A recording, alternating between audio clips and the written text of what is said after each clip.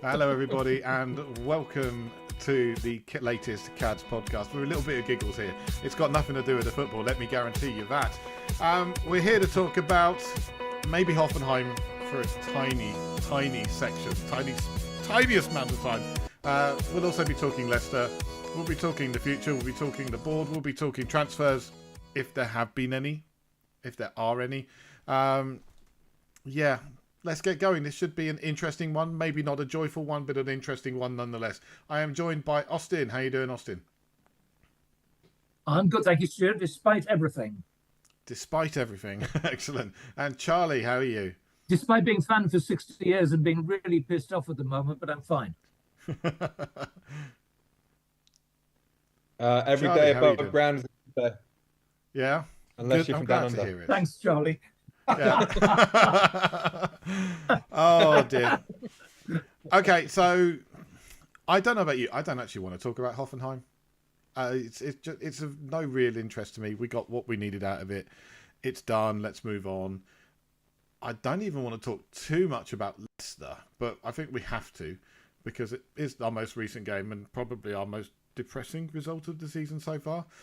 I will quickly give you my thoughts on it. I thought we started okay. I thought we made some chances. I thought we scored our goal. But I thought we dipped quite severely towards the end of the first half. And the second half was just almost an embarrassment, despite, again, making some chances. The biggest problem for me was there just seems to be nothing left in the tank with some of these players. So that's my thoughts. Let's go on to Austin. What have you got to say about that game?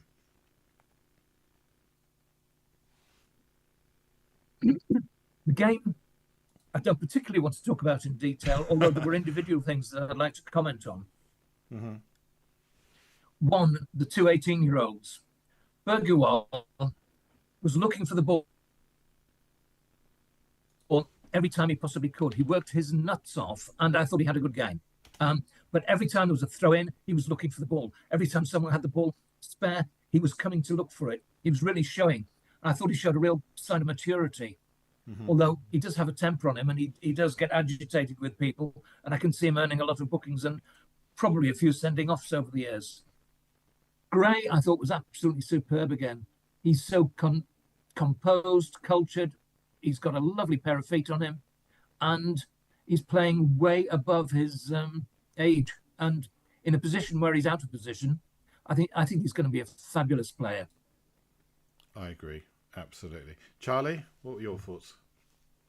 Well, I mean, this result is, I don't think any of us are shocked by it. I think that it's a culmination of playing on. I think playing on fumes is the only real way to really sort of explain what's going on right now. I can't remember the last time we had a break. And I hate the international breaks. I really think they're whatever. It's a different conversation, but I don't think that we've had a break for a while where we haven't played 2 games in a week. And if we have, I mean, I can't remember it. I mean, most of these players have been playing at least 75 minutes of each of those games, and that's relentless. And these players aren't a lot of them aren't our first choice. They're probably not used to playing 90 minutes a week. Twice a week, because they've been in a squad that was otherwise quite healthy and came in for players when they were occasionally injured or substituted or rested or rotated or whatever.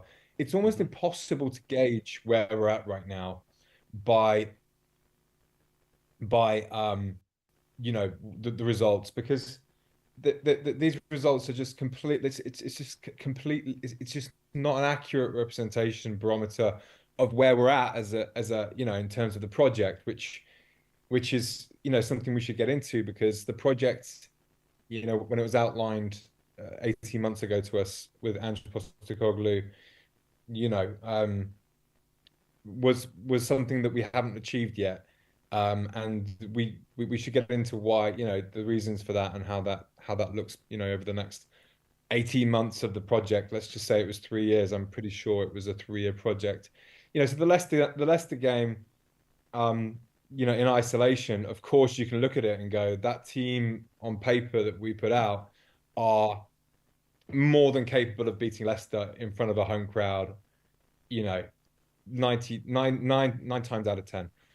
You know, the mitigating factors are, of course, Stu, you just mentioned them, that we're absolutely playing on fumes.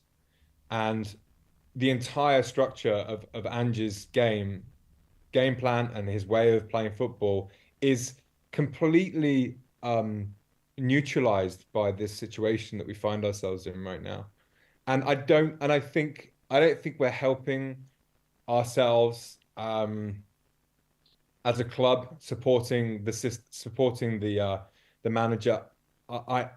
I'm shocked we haven't made any kind of transfer or even been linked to any. I'm flabbergasted that we haven't done that. I think it's almost negligent that we haven't helped him out at this point, given I think they just must know, and I'm opening a lot of tabs here, but maybe we can get into each one of them. I think it must just be accepted, so long as we don't get into a ridiculous situation in the league, that Ange's going to get the rest of the season at least, which I'm all for.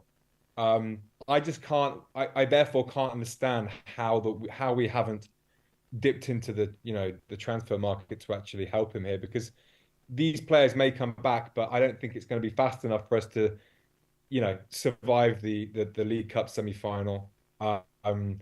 Maybe even Villa might be an issue away from home, and that leaves us with Europe. So lots of things to talk about there, but really deep down is like the Leicester game. I know why you don't want to talk about it. It's because it's almost a moot point. Leicester beats at home because you're right. We are absolutely just running on fumes.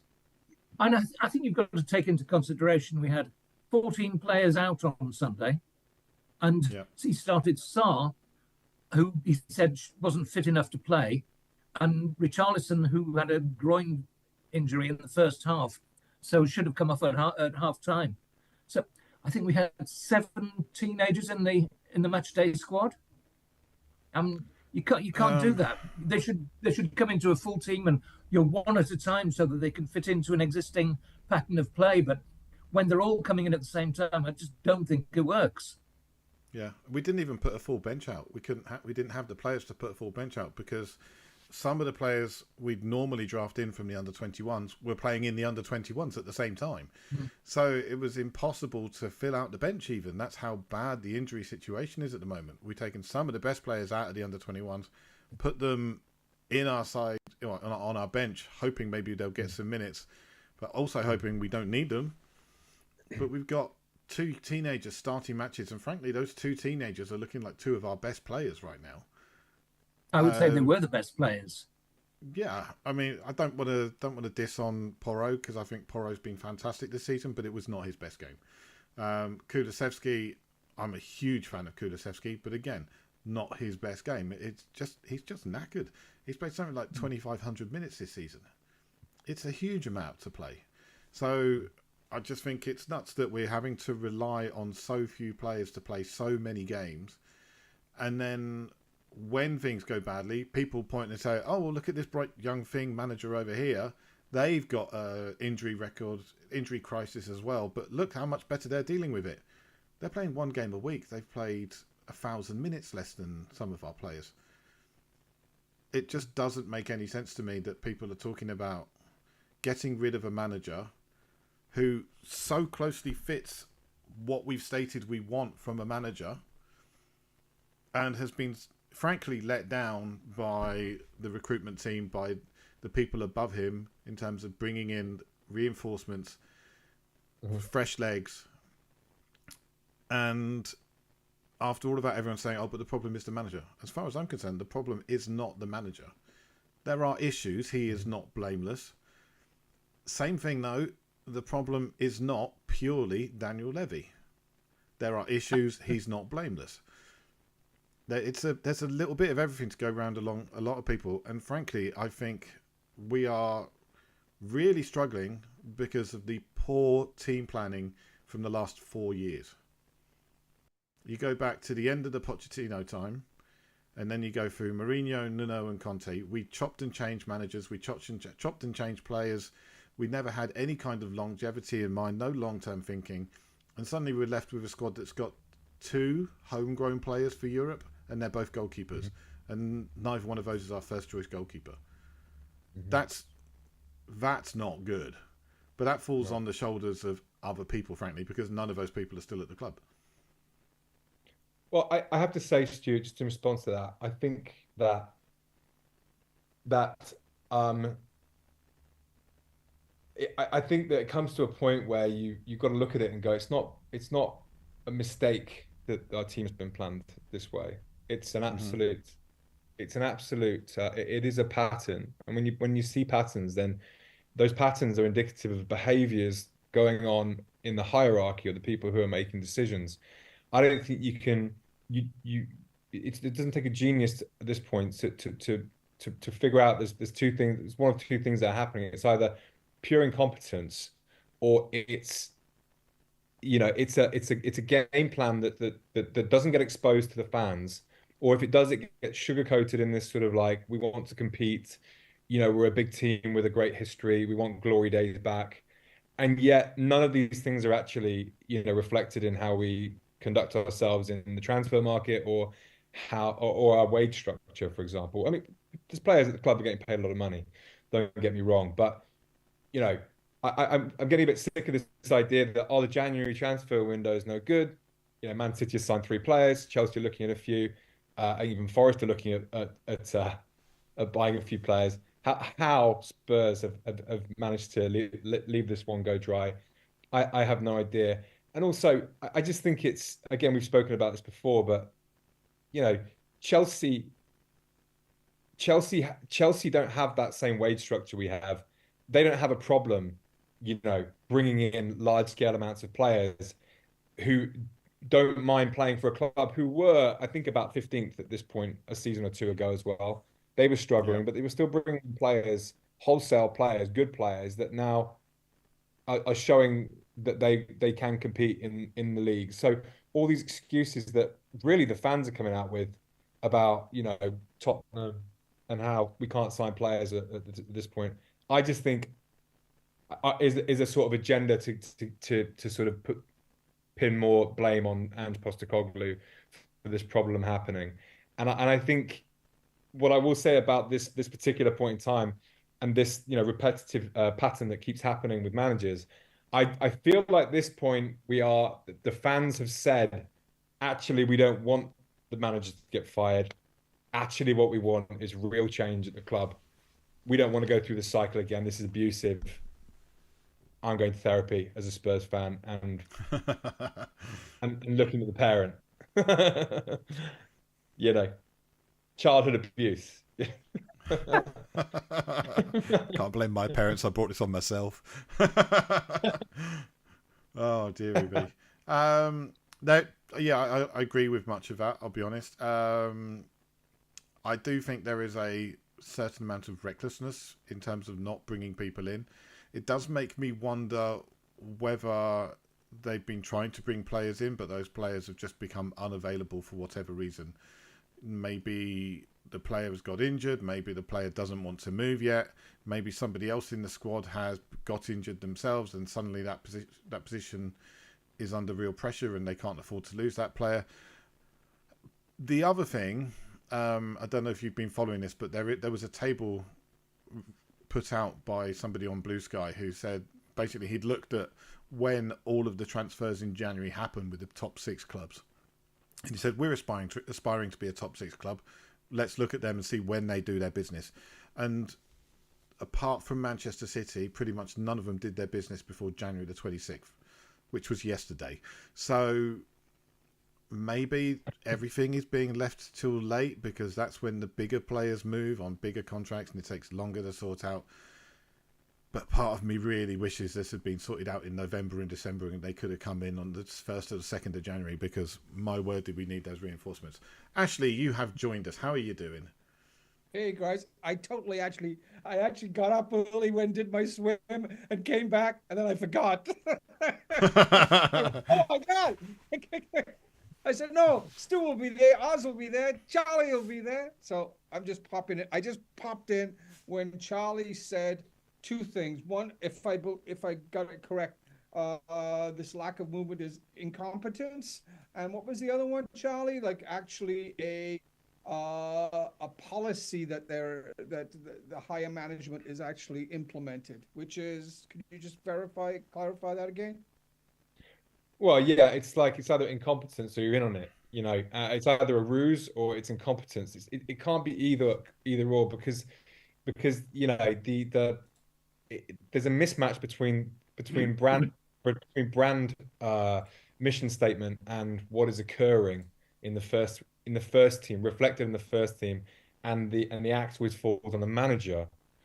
Um, for it not working out. So it's either pure incompetence or which I struggle to believe. Um, I feel like it's a controlling nature from above that is really scuppering us, but we can get to that. Yeah, okay. Austin, I read your post earlier this morning, or maybe it was last night. I thought it was an excellent post. Thank you for that, Austin. Yeah, I don't know. I don't know what to say. I'm kind of like you, Oz. I'm kind of worn down and don't know what to say. I, I, I want to keep Ange, but as just Charlie said, maybe the axe will fall on him because of incompetence or that other aspect going on, which I still didn't get to clarify what that is. Incompetence or what? Um, A level of, I hate to say this I'd be scathing about someone who's done so much for the club, but like a level of deceptiveness from above. Essentially what is getting told from the hierarchy is that we want to compete on all levels, that we are going to put all this extra investment into the first team, and yet you don't give the manager what he needs, and that's a ruse. That's promising something you can't deliver. On some level, there's deception there. I don't want to accuse, but that's what I'm seeing right now. okay, so incompetence or bullshit messaging. Okay, yeah, I got to. Reckless abandonment. I don't know. Yeah, and we must be still making a lot of money to be able to continue on if it's either of those guys, incompetence or reckless abandonment or this messaging, I because think we we're not doing anything. So we must be making money because we're not doing anything, right? I said to Stuart before you two came on that I wonder if one of the problems we've had in January is that people looking at the club and saying, hey, they're in free fall, B, they're being managed by someone that might be topped next week. So I might join and then not be the new manager's sort of player. So it could have been that our current situation has made recruitment harder, because when you think about it, we have spent quite a lot of money in the last 2 to 3 years. We're one of the top 5 spenders, I think, in the league, net spenders. I think So it could be our recruitment policy hasn't been good enough, or it could be that something else isn't working. Yeah, I think there is the possibly very real possibility that Daniel Levy and people at the top of the club are looking at it and saying, look, the chances of us actually getting relegated are something like 0.8%. There are 4 worse clubs than us in the league. We will pick up enough points to get ourselves out of this trouble. Why should we be spending a lot of money on bringing a warm body through the door when that warm body may not be wanted in 6 months' time because they're not up to the quality of what we're looking for? That they may just be looking and saying, before. Yeah, I'm pretty sure we have. They may just be looking at it and saying, we will take the risk. We're in desperate need of a left back and a right wing. We could get those 2 players in, and it would solve a lot of problems that we have right now. Those players we need backup no matter what, and I'd argue we need a left wing as well. So that there will be a swathe of players coming back from injury, but there will still be gaps in the squad. So, again, that comes down to if they can get the right players through the door. There's no point just going out and buying somebody who's a right winger if they don't fit the profile of what you're looking for. They've got to be the right person. How? Sorry, Ash. How is there not a right winger or a left back in the right profile of Ange's system not already been earmarked? I just can't believe, given our scouting network and the people we have in charge of the club, we don't have people lined up in the right ilk of it. I think the other thing that probably goes against us is the fact that we have such tight-lipped people from the top. All of the rumours, all of the speculation has gone because suddenly there is no one who is apparently ITK. There are no leaks coming out of the club. So there's not even the hope that we're bringing someone in because we've not heard any names. So maybe there is someone being talked about behind the scenes, but we have no idea who that is. The other thing that is a problem at the moment is that there is a lot of lazy reporting. A lot of people like Jamie O'Hara coming on and just slagging things off. It brings everyone down. And for example, you made the point about Bournemouth and how much time that their average players had spent so far this season in comparison with our players. Yeah. But the reporters on Match of the Day are just saying, oh, well, Bournemouth have got the same problem. And they don't highlight the fact that we're playing 2 games a week and the Bournemouth are only playing 1. Our players are tired, but we've got a bigger injury crisis than they have. I mean, the negativity about Spurs at the moment is huge.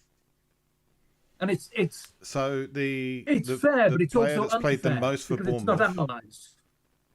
Yeah, it's not analysed fairly. The player that's played the most for Bournemouth has played 500 minutes less than the player that's played the most for Tottenham. So Pedro Porro has played 2,647 minutes so far this season. And Ilya Zabani, who's a centre-back and does an awful lot less running, has played 2,160. So he's played 500 minutes less. Our second most active player is Kulusevski, 2,500 minutes. And then they've got Milos Kerkez, who's a left-back, who's done 2,014. Those two things just don't add up. If you've got time to rest and train players properly, yes, you're going to get better results. If you put Ange Postecoglou in charge of that Bournemouth side, they'd be getting better results than we are now. It's not to say the reverse is true if you bring in Iraola and put him in charge of Tottenham.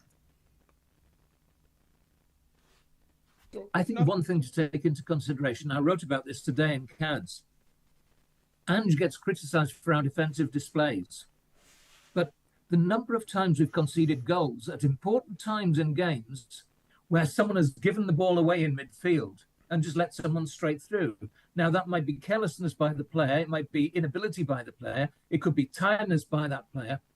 But you can't criticise someone's tactics when a lot of the goals are coming from direct mistakes and goals are being scored very, very quickly afterwards.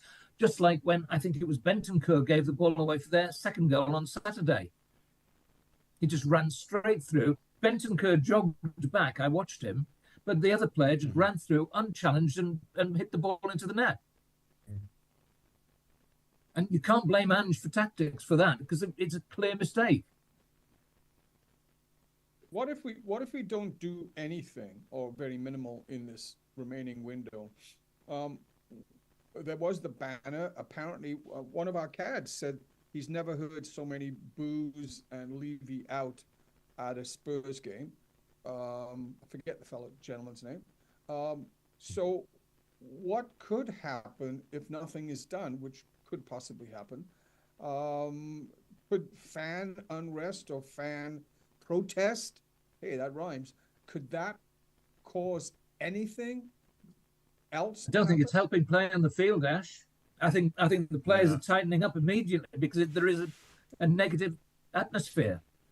No, and I understand it. I don't like it.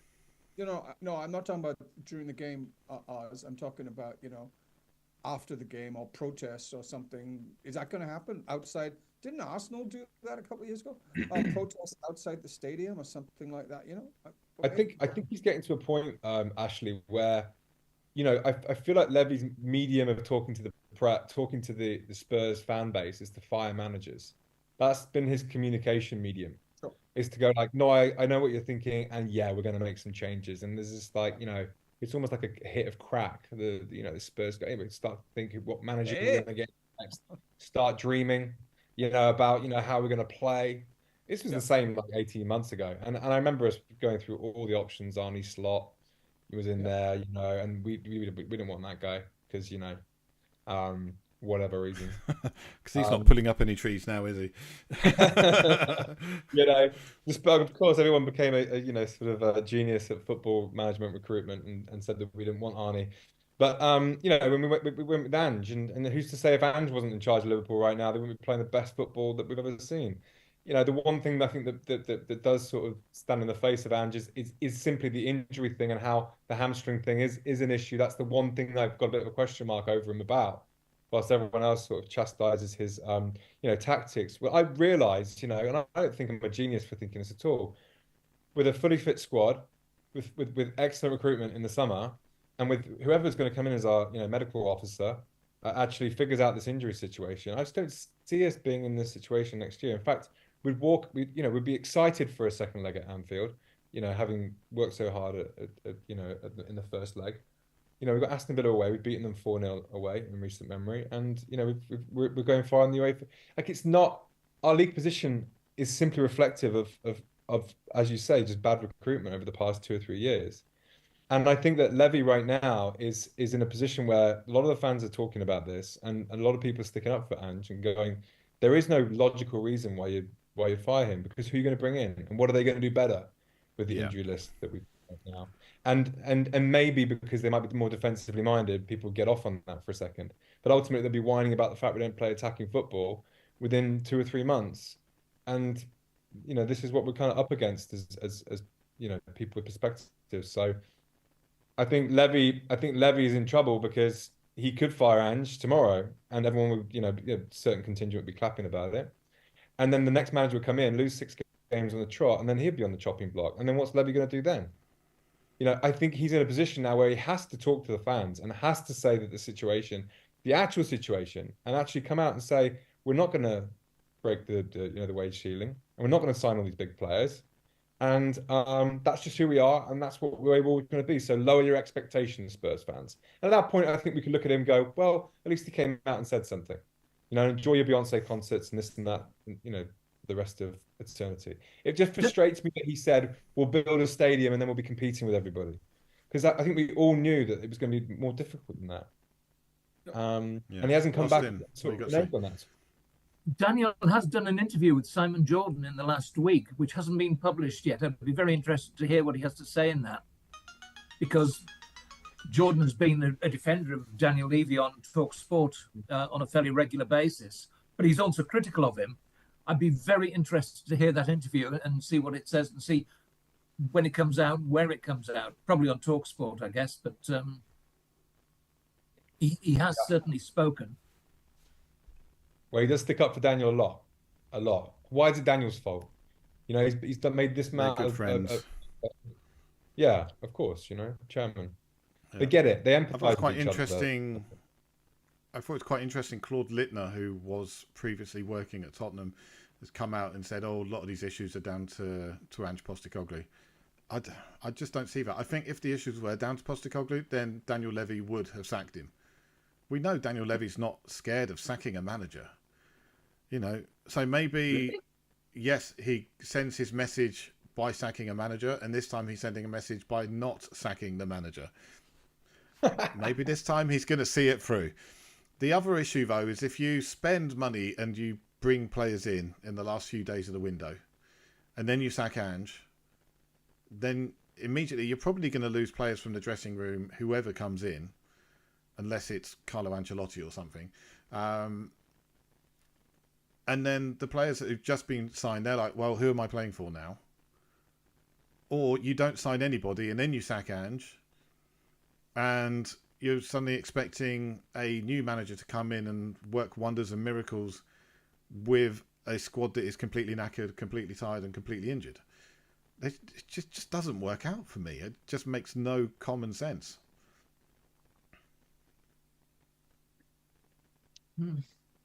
Yeah, Difficult. I mean, right, and so that sort of lends credence to the idea that there is a long-term plan, and so long as you could even in the next 2 weeks we could be out of 2 cups, but we'd still be in the UEFA, and we could be 15th or 16th at that point if Everton win, or we could be in the final of the cup, or we could be in the final of the cup, exactly. But we'll have a bunch of players back. we'll slowly go up the league, so people can't complain about that. You know, we could get to 13th or 12th, and that'll make everyone happy for a moment. But ultimately, you know, if one thing I can say is like if he was going to fire him, he'd have fired him by now. Like he's fired people for less, and Yeah, it's not you know, like he hasn't had enough cause right now. right, yeah. Yeah, I think there's something happening. It's power to the people. I will say it. I see it the world over. It's just like people are rising up, and you know, and the elites are taking notice. The I one don't thing to think take Daniel into Levy's going to take consideration any is notice. that none of us can have any effect on what happens at the club. We can't get the board out, and we can't get the manager out. We've got absolutely no sway on it. And realistically, do we really know what's going on inside Tottenham Hotspur? We don't. We're surmising ourselves. We're trying to make the best of a bad situation for ourselves and trying to be positive about it. We've got no idea. You know, stuff could be going on. They might be working. They might be working to sign Nico Williams on a free transfer in the summer. That might be going, well, we'll take the chance now, but we've got one of the world's best players coming in. And, you know, we'll also get Jonathan David and Angel Gomez from Lille as well. You know, these players are going to come in and they're going to be fantastic. And next year we'll win the league because we'll have the best 25 players in the league. I don't see it happening, but it may be. But I think you're wrong about the about what can the fans do. We can't make, you know, we can't enforce a real change. There's a reason that, you know, politics really exists. It's so that the little people are kept quiet, and I think in great enough numbers. And I definitely hear it in the stadium. There's all sorts of chants going on right now, not just the Kulusevski one. And Daniel's always there listening to it. Sooner or later, everyone's just going to get, you know, if it gets any worse, it's going to get loud in there. It's going to get really, really loud. Something will have to change. You know, at that point, he will be desecrating an entire establishment on his watch. You know, he can't do that. He can't. Well, we were talking. I don't care who you are. We were talking before the pod. Austin and I, we were talking before the pod, and we were saying the one reason why I don't see Daniel Levy letting things go to shit is because he's got a lot of money invested in this. And he's a businessman first and foremost. Above everything else, he is a businessman. And he's not going to want to see his business devalued so much by seeing them drop down into the Championship. He wants to see it go the other way so that the value goes up. And when the time comes to sell, he maximises the value. But letting us drop down into the Championship, which is, even though we're currently in 15th, is very, very unlikely, let's be honest, I don't see him letting that happen at all. And if he's thinking now, go on, yeah. Sorry, you just debunked it yourself. Like at that point, there's no way we're going down, and therefore there isn't a problem. You know, as far as look at Man United, look what the Glazers have done there. They've run that club into the ground. They've made no improvements on it at all, and yet it's worth $2 billion more than what they paid for it. You know, when it comes down to straight money, football clubs are a great investment because they're constantly going up. It's like real estate times a million. This has been his little project, Daniel Levy. He's made this place into an absolute megaplex, and it looks great. But I said this analogy before. I'll say it again. There's a super yacht flying through the ocean, and the first team is a little floaty that's getting tugged behind it, and that is what Tottenham has been reduced to right now. It used to be all about the first team, and that's where the value was in the football club, you know, and how well you were doing in cups and everything. Now it's all about the enterprise, and Tottenham is just this horribly inflated brand now that the first team is literally, ironically, the last thing that is taken care of. Except that the first team's success, being successful, being in the Champions League and winning trophies, would bring more money in. But we know that he doesn't care about that. No, we're already bringing money in. It really is like No, that. I said more money. More Oh, money. for sure. Can I give an example of another sport? I used to live in Toronto. My siblings lived there. They haven't won a Stanley Cup since 1967, and that's a long, long